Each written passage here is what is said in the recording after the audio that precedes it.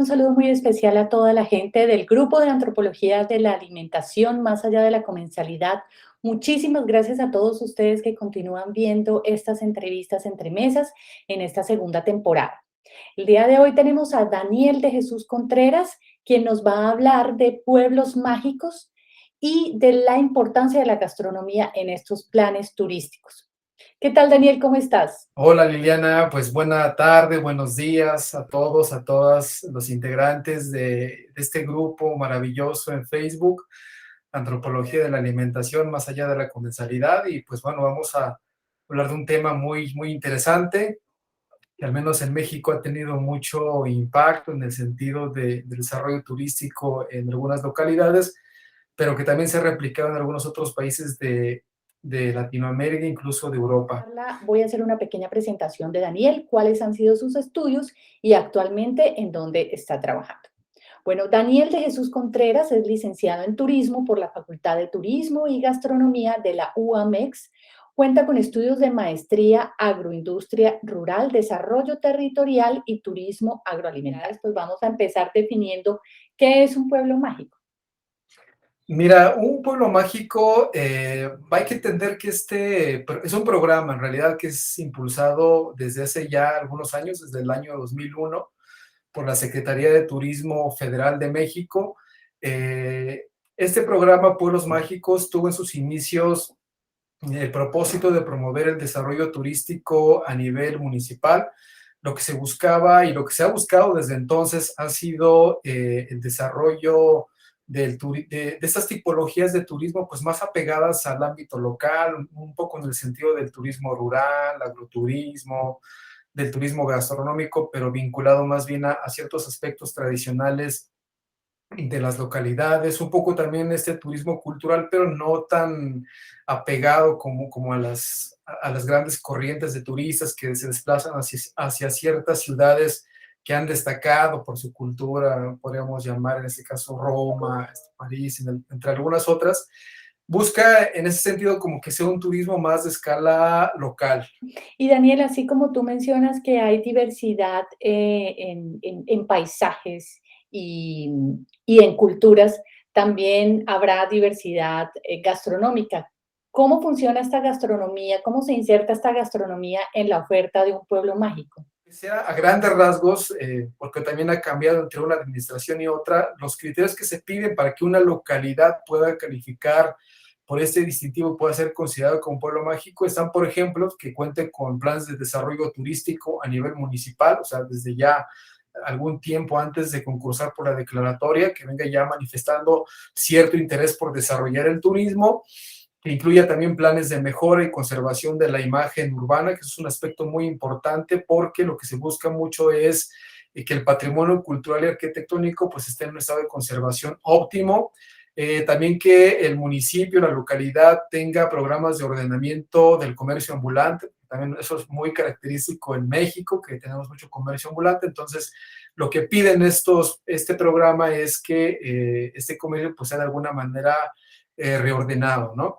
También, y aquí es donde ya entramos en materia turística para hablar de la gastronomía, debe de contar con un atractivo turístico simbólico que lo diferencie del resto de localidades a nivel nacional, es decir, tiene que tener un atractivo que lo distinga, ¿no? Que esa es una de las cualidades y de los puntos interesantes de este programa, y por eso decía hace un momento que hay localidades que no debieron de haber tenido este distintivo porque no cumplen con este criterio de contar con un atractivo que pueda ser lo suficientemente simbólico, como dicen ellos, o lo suficientemente, ¿cómo llamarlo?, que esté diferenciado para que pueda ser considerado como mágico. Los pueblos, y además debe tener otra serie de oferta diferenciada, como le llaman el programa. Entonces, dentro de esta oferta diferenciada entra la arquitectura, edificios emblemáticos, artesanías, y entra la cocina tradicional. Entonces, en el marco de la cocina tradicional, lo que se menciona, por ejemplo, en las reglas de operación de este programa es que la cocina tradicional es un elemento de fundamental importancia porque permite resaltar el carácter de identidad y su vínculo que tiene con el turismo cultural. En ese sentido, bueno, ya desde estas reglas de operación dejan claro que pues esta oferta de turismo o este programa de pueblos mágicos lo que intenta es construir una oferta de turismo cultural, más bien. Entonces la cocina local, la cocina regional es un punto clave en todo esto porque, bueno, claro está que si hablamos de atractivos simbólicos y de que es un pueblo mágico que destaca justamente por sus características intrínsecas, entonces tendría que tener una cocina singular. Y la gastronomía, insisto, la cocina regional, para poner en los términos de las reglas de operación, se destaca como esto, ¿no? Que además permite distinguir y disfrutar esa localidad, permite conocer aspectos de identidad y cómo ha sido la evolución de esa sociedad a través de su cocina y de su gastronomía. ¿Cuáles serían los planes que debería hacer una persona, por ejemplo, no mexicana, que quiera ir a recorrer y a conocer desde la gastronomía la cultura mexicana? Pues mira, esa es una muy interesante pregunta porque aunque parezca un lugar común, creo que no deja de ser relevante y sobre todo porque pues en este grupo me consta que hay muchos y muchas investigadores y muchos investigadores y muchas investigadoras que han, inclusive también promotores, promotoras, operadores y operadoras turísticos que han, que están como que metidos en la lógica, ¿no? De desarrollar el turismo gastronómico y decía que no es un lugar común esta pregunta porque, bueno, lo que podríamos decir es pues los estereotipos de siempre, ¿no? Los moles, los chiles en nogada, las tortillas, todo lo que tenga que ver con la cultura del maíz, pues es como que el boleto de entrada, ¿no? Para conocer México, pero detrás de eso, bueno, hay una diversidad de elementos de las cocinas regionales, las cocinas populares, que vale la pena ser considerados más allá, insisto, de los estereotipos que tradicionalmente han definido a México como destino turístico. Entonces, ¿qué es lo que pudiéramos hacer? Yo creo que este programa Pueblos Mágicos se presta mucho justamente para eso, porque permite conocer la diversidad de cocinas regionales desde una perspectiva muy, muy local. Me consta que hay muchos pueblos mágicos que eso sí ofrecen experiencias muy auténticas que todavía pues no han entrado dentro de esta lógica de la mercantilización máxima de la cultura, que bueno, también eso es discutible, ¿no? Pero que siguen mostrando la autenticidad de sus cocinas, que siguen mostrando los productos locales, que uno va y come como la gente come. En otros destinos, bueno, pues esta oferta de cocina regional se ha transformado un poco y ya no se puede encontrar con total seguridad si estamos frente a lo que la gente come, a las maneras en cómo lo come, etcétera, o cómo se producen ciertos alimentos. Pero de entrada, insisto, este programa me parece que en términos generales se presta mucho para ello, ¿no? Para conocer la diversidad de cocinas, de alimentos que existen en todo el territorio nacional. Ahora, lamentablemente esto es también algo cuestionable porque en muchos casos con el crecimiento del turismo a raíz de estas declaratorias, cabe mencionar que hay muchos pueblos mágicos que se han turistificado. Un ejemplo de ello es el caso de San Cristóbal de las Casas en Chiapas, por ejemplo, y así tenemos varios más. Pues esta oferta de gastronomía tradicional, típica, ya no corresponde con los imaginarios con los que inicialmente se le concedió la declaratoria. Entonces se ha transformado muchísimo de tal manera que ahora uno va y encuentra pues una oferta desdibujada de lo que inicialmente era el paisaje gastronómico, encuentra pues más alimentos de otros países, una cocina pues más estándar, ¿no? Inclusive hasta algunas propuestas de cocinas internacionales que no corresponden, insisto, con esta lógica, aunque pues cabe aclarar que ese es pues un punto digamos, lo normal del turismo, o sea, que el turismo va a atender siempre a ello, ¿no? Va a satisfacer las complejas demandas de los turistas y si eso implica ofrecerles otro tipo de gastronomía, pues siempre lo va a hacer, evidentemente.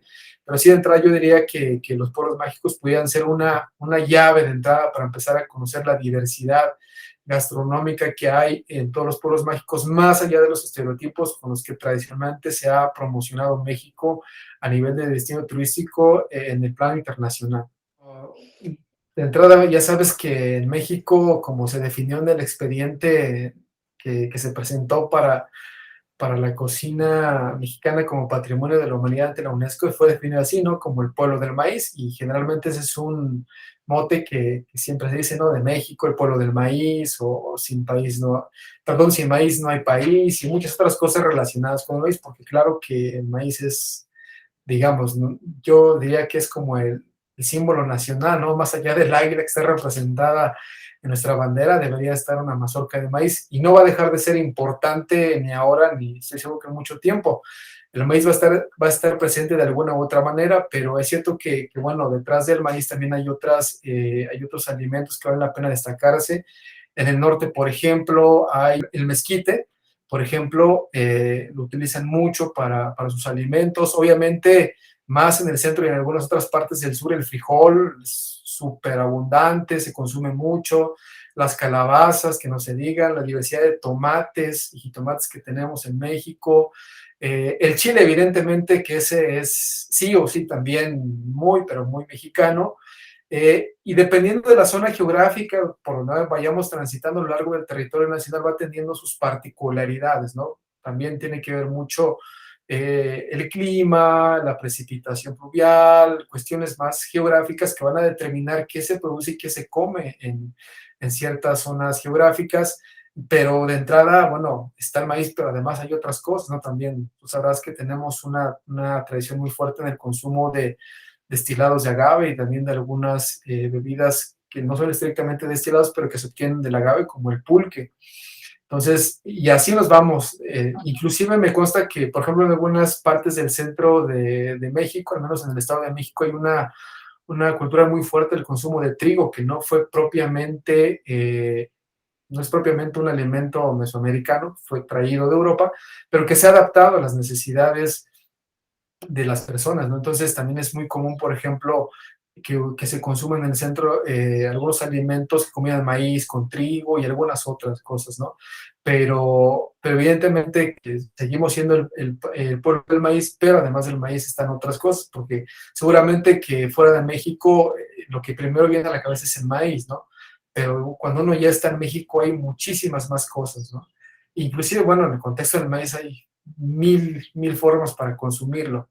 Entonces yo invitaría a que, bueno, viniéramos con mente abierta porque fuera del maíz también hay cosas bastante interesantes que vale la pena conocer de México.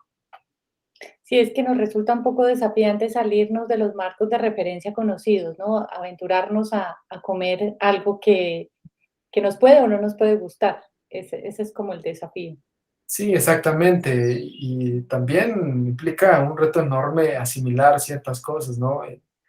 Por ejemplo, en México también, digo, recientemente ya no, pero somos entomófagos, el consumo de insectos en ciertas partes del centro también es algo que se ha desarrollado una cultura muy fuerte en torno a ello, pues quizá en Europa, no sé, en otras partes de Sudamérica, no sé si tengamos, por ejemplo, este consumo de insectos, pero al menos aquí sí, y eso puede representar en cierto momento un choque cultural pues bastante fuerte para algunas personas. Sí, así es. Pues Daniel, muchísimas gracias. Ya hemos llegado al final de esta entrevista. Nos agrada mucho que hayas estado hoy en esta entrevista de Entre Mesas y sabes que tienes el grupo para ti en lo que necesites publicar o promocionar. Allí está el grupo abierto para tus publicaciones. Pues Liliana, agradezco mucho la invitación, de verdad que ha sido un placer enorme poder charlar brevemente sobre estos aspectos que nos llevarían, bueno, pues muchísimas pláticas, ¿verdad? Pero aquí en el grupo hay muchas personas preparadas que pudieran hablarnos, ¿no? A profundidad de algunos temas que hemos tratado brevemente aquí, saludarles a todos y a todas y bueno, pues ojalá que esta dinámica, que de paso felicito porque nos acerca mucho a pesar de que estamos en una comunidad, pues, me parece que no nos conocemos todos, ¿verdad? Y esta es una forma pues muy ad hoc para empezar a conocernos, qué es lo que hacemos, cómo pensamos, que bueno, todas las opiniones siempre son respetables, eso está claro, pero que sí nos van acercando, ¿no? La diversidad de pensamientos en México y en otras partes del mundo. Gracias otra vez por la invitación y que esta dinámica pues siga con el éxito que hasta ahora está teniendo. Muchas gracias, Daniel. Gracias.